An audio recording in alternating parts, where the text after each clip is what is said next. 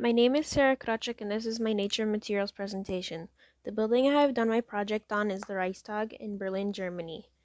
Originally designed by Paul Wallet in 1884 and redesigned by Foster and Partners in 1992. In 1933, the Reichstag was mysteriously set on fire and burned down. Hitler used this to his advantage and pushed blame onto the communists to further strengthen his political power over Germany. In 1945, Soviets captured the Reichstag in the Battle of Berlin.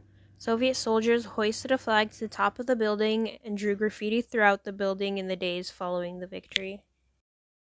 Throughout the Cold War, the Reichstag remained abandoned for the most part. Small repairs were made in the 60s, but bigger plans to rebuild were not made till after the reunification of Germany in 1990. A competition was held to determine what architect would redesign the building to once again house the German parliament.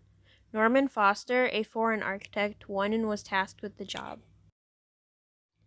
The new design is a high-tech modern style with lots of glass and mirrors. At the top, a dome was once again placed. Ramps for people to walk on surround the interior of the dome in helix patterns. In the center of the dome hangs a large mirrored carrot that reflects light from the chamber below. The concepts for the new design were sensitivity to history, transparency, accessibility, and sustainability. The new design was meant to reclaim the Reichstag from its dark history, but not forget it. So throughout the building, graffiti was left behind as a reminder. The dome is open to the public, showing accessibility of the German government to its people.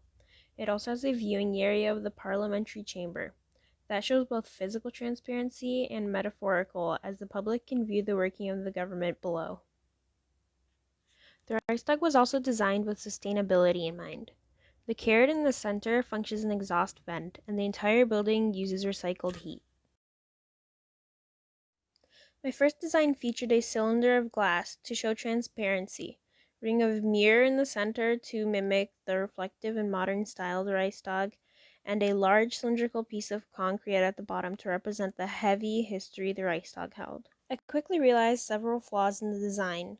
The wood seemed to have no purpose lying atop of the concrete. The design would be difficult to create a model of, and it was simply not highlighting most important concepts of the Reichstag. I made revisions and came to my second design. To make construction easier, I changed the original cylinder into a hexagon.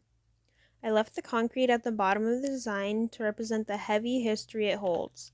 Long wooden columns stand on each side of the hexagon and support the three hexagonal mirrors by metal wires. The wood, being a live material, represents the German people, and in the center, the mirrored hexagons represent the new government. The mirrors are being supported by the wood, or the people, unlike the concrete at the bottom.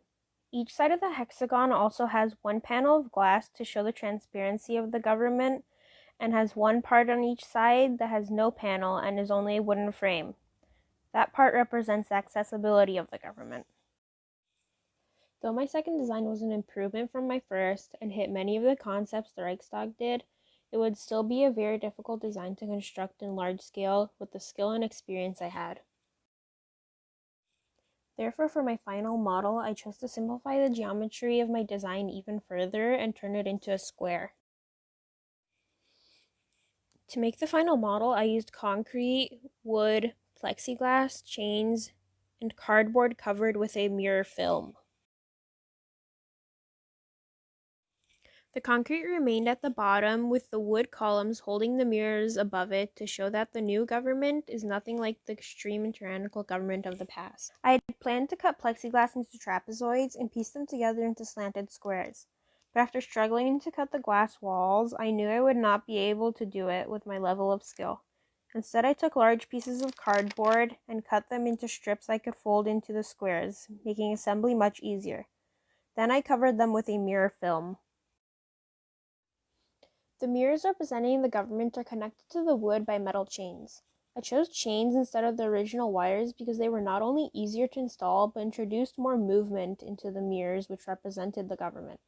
This is unlike the brittle concrete at the bottom, creating a further contrast between the two. And similar to my second design, my final design only has part of the model covered by glass walls to show the accessibility of the Reichstag to the public, or in my model, to wind or people.